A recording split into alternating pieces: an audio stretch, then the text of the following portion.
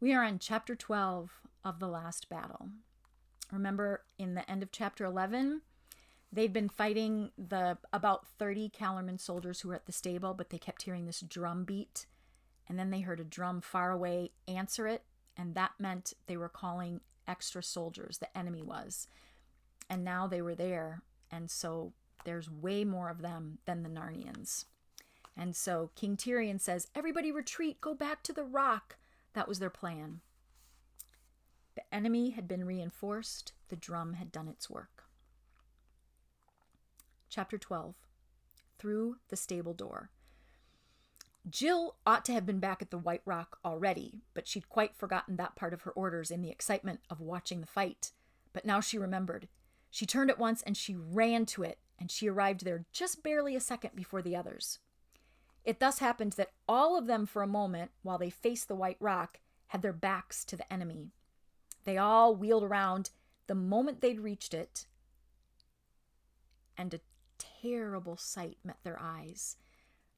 A Calormen soldier was running toward the stable door, carrying something that kicked and struggled. And as he came between them and the fire, they could clearly see both the shape of the man, the soldier, and the shape of what he carried. It was Eustace. Tyrion and the unicorn rushed out to rescue him, but the Calormen was now far nearer to the stable door than they were. Before they'd even covered half the distance, he'd already flung Eustace in and shut the door on him. Half a dozen more Calormens had run up behind him. They formed a line in the open space before the stable. There was no getting at it now. Even then, Jill remembered to keep her face turned aside, well away from her bow. "Even if I can't stop blubbing," she thought, "I won't get my string wet." "Beware the arrows," said Poggin suddenly. Everyone ducked and pulled his helmet well down over his nose.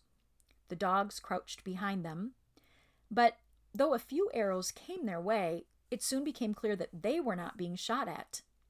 Griffel and his dwarfs were at their archery again, but this time they were coolly shooting at the Calormens, the enemy.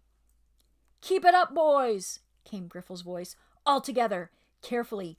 We don't want them any more than we want monkeys or lions or kings. The dwarfs are for the dwarfs." Now, whatever else you may say about dwarfs, no one can say that they aren't brave.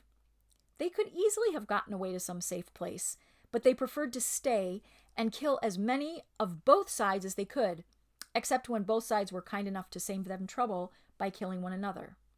They wanted Narnia for their own. What perhaps they had not taken into account was that the Calormens were mail-clad. They had armor, whereas before the horses had had no protection. And also the Calormens had a leader. Rishta Tarkan's voice cried out, "30 of you keep watch on those fools by the White Rock." That's where the Narnians are. "The rest after me, that we may teach these sons of earth a lesson." That's what he calls the dwarfs. Tyrion and his friends, still panting from their fright and thankful for a few minutes' rest, stood and looked on while the Tarkan led his men against the dwarfs. It was a strange scene by now. The fire had sunk lower, and the light it gave was now less, and it was a darker red. As far as anyone could see, the whole place of the assembly was now empty, except for the dwarfs and the Calormens. In that light, you couldn't make out much of what was happening. It sounded as if the dwarfs were putting up a good fight. Tyrion could hear Griffel using dreadful language, and every now and then the Tarkan calling, "Take all that you can alive! Take them alive!" Whatever that fight may have been like, it didn't last long. The noise of it died away, and then Jill saw the Tarkan coming back to the stable. 11 men followed behind him, dragging 11 bound dwarfs. Whether the others had all been killed or whether some of them had gotten away, it was never known. "Throw them into the shrine of Tash," said Rishta Tarkan. That's what he's calling the stable. And when the 11 dwarfs, one after the other, had been flung or kicked into that dark doorway, and the door had been shut again, he bowed low to the stable, and he said, "These also are for thy burnt offering, Lord Tash." And all the Calormenes banged the flats of their swords on their shields and shouted, "Tash! Tash! The great god Tash! Inexorable Tash!" There was no more nonsense about Tash Lan when they were pretending that Tash and Aslan were the same. Now they're just saying Tash. The little party by the White Rock watched these doings, and they whispered to one another. They'd found a trickle of water coming down the rock, and they'd all had a drink eagerly. Jill and Poggin and the king in their hands, while the four-footed ones lapped from the little pool which it had made at the foot of the stone. Such was their thirst that it seemed the most delicious drink that they had ever had in their lives. And while they were drinking, they were perfectly happy, and they couldn't think of anything else. "I feel in my bones," said Poggin, "that we shall all, one by one, pass through that dark door before morning.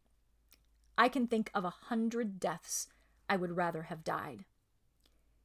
"It is indeed a grim door," said Tyrion. "It is more like a mouth." "Can't we do anything to stop it?" said Jill in a shaken voice. "Nay, fair friend," said Jewel, nosing her gently. "It may be for us the door into Aslan's country, and maybe we shall sup at his table tonight." Rishta Tarkan turned his back on the stable, and he walked slowly to a place in front of the White Rock. "Hearken," he said, "if the boar and the dogs and the unicorn will come over to me and put themselves in my mercy, their lives shall be spared. The boar shall go to a cage in the Tisroc's garden. The dogs will go to the Tisroc's kennels, and the unicorn, after I have sawn his horn off, shall draw a cart. But the eagle, the children, and he who was the king, they shall be offered to Tash this night." The only answer was growls. "Well, get on, warriors," said the Tarkan. "Kill the beasts, but take the two-legged ones alive." And then the last battle of the last king of Narnia began. What made it hopeless, even apart from the numbers of the enemy, they were so outnumbered, was the spears. The Calormenes, who'd been with the ape almost from the beginning of this whole thing, they hadn't had any spears. That was because they had come into Narnia by ones and twos, pretending to be peaceful merchants. And of course they'd carried no spears, for a spear isn't a thing that you can hide. But the new ones, the soldiers, must have come in later, after the ape was already strong, and so they could march in openly with their spears. Having the spears made all the difference. With a long spear, you can kill a boar before you are in reach of his tusks, and you can kill a unicorn before you're in reach of his horn, if you are very quick and if you keep your head. And now the leveled spears were closing in on Tyrion and his last friends. And next minute, they were all fighting for their lives. In a way, it wasn't quite so bad as you might think. When you're using every muscle to the full, ducking under a spear point here, leaping over it there, lunging forward and drawing back and wheeling around, you haven't much time to feel either frightened or sad. Tyrion knew that he could do nothing for the others now. They were all doomed together. He vaguely saw the boar go down on one side of him, and he saw Jewel fighting furiously on the other. Out of the corner of one eye he saw, but just barely saw, a big Calormene pulling Jill away somewhere by her hair. But he hardly thought about any of these things. His only thought now was to sell his life as dearly as he could, meaning he's going to do as much as he can before he is killed. The worst of it was that he couldn't keep to the position in which he'd started, under the White Rock. A man who's fighting a dozen enemies at once must take his chances wherever he can. He has to dart in wherever he sees an enemy's breast or a neck unguarded. In a very few strokes, this may get you quite a distance from the spot where you began. Tyrion soon found that he was getting further and further to the right, nearer to the stable. He had a vague idea in his mind that there was some good reason for keeping away from it, but now he couldn't remember what the reason was. And anyway, he couldn't help it. All at once, everything came quite clear. He found that he was fighting the Tarkhan himself. The bonfire, or what was left of it, was straight in front.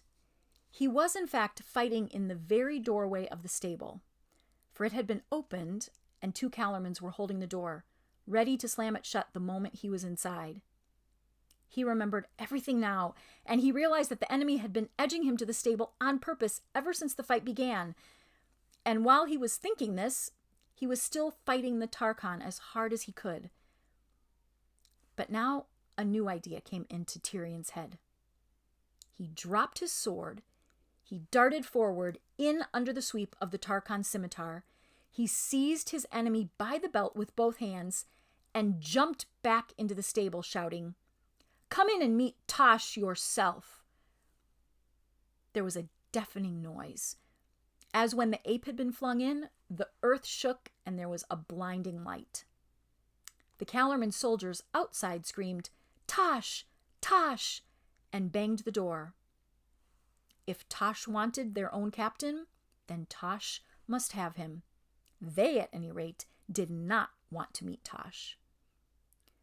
For a moment or two, Tyrion did not know where he was or even who he was. He was in the stable too. He pulled the enemy in with him. It wasn't dark inside the stable as he'd expected. He was in strong light. That's why he was blinking. He turned to look at Rishta Tarkhan, but Rishta was not looking at him. Rishta gave a great wail and pointed, and then he put his hands before his face and he fell flat face downward on the ground.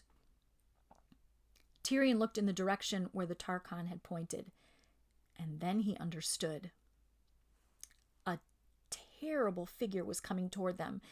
It was far smaller than the shape that they'd seen from the tower, though still much bigger than a man, and it was the same.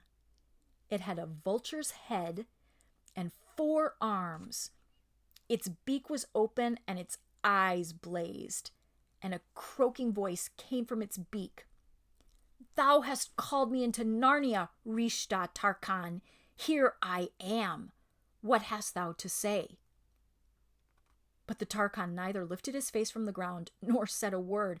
He was shaking like a man with a bad hiccup. He was brave enough in battle, but half his courage had left him earlier that night when he first began to suspect that there might be a real Tash after all. And the rest of his courage had left him now. With a sudden jerk, like a hen stooping to pick up a worm, Tash pounced on the miserable Rishta and tucked him under the upper of his 2 right arms.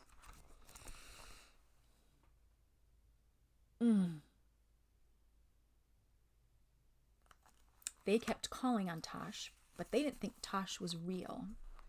That was a grave mistake.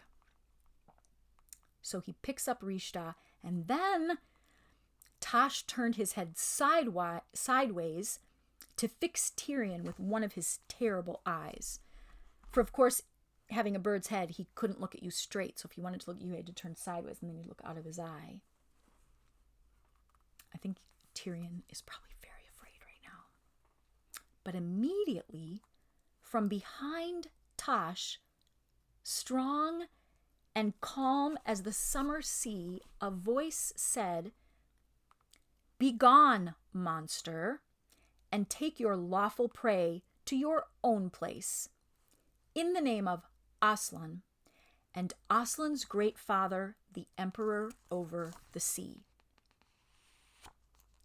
The hideous creature vanished, with the Tarkhan still under his arm, and Tyrion turned to see who had spoken. And what he saw then set his heart beating as it had never beaten in any fight. 7 kings and queens stood before him, all with crowns on their heads and all in glittering clothes. But the kings wore fine mail armor as well, and they had their swords drawn in their hands. That's what he sees.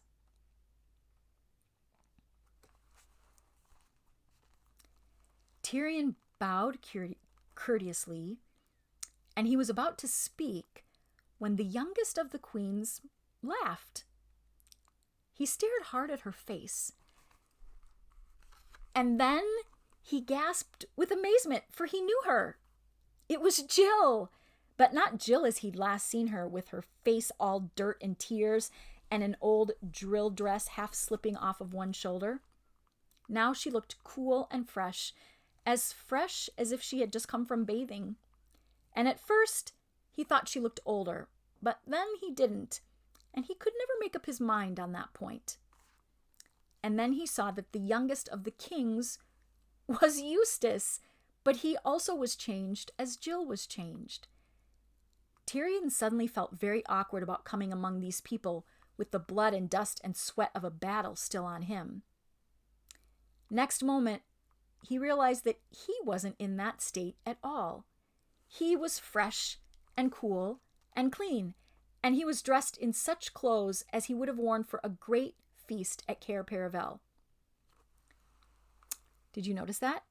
He's not in dirty, ripped clothes from being in battle. He is in fancy king clothes. So he was in clothes like you would have worn for a great feast at Cair Paravel. But in Narnia, your good clothes were never your uncomfortable ones.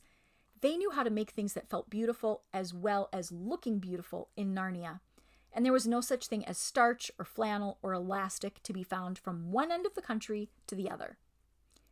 "Sire," said Jill, coming forward and making a beautiful curtsy, "let me make you known to Peter, the High King over all kings in Narnia. We know him." Tyrion had no need to ask which was the High King, for he remembered his face, though here it was far nobler, from his dream. He stepped forward, sank on one knee, and kissed Peter's hand. "High King," he said, "you are welcome to me." All right, see if you can figure out who. There's Tyrion. I think this must be the High King Peter. He's got the lion on there. Then there's 2 people here. I don't know. Here's someone. Who do you think? This must be Jill, because they said Jill went out to say hello to her. And then there's 2 more people back here. The youngest of the kings was Eustace, so that's probably Eustace.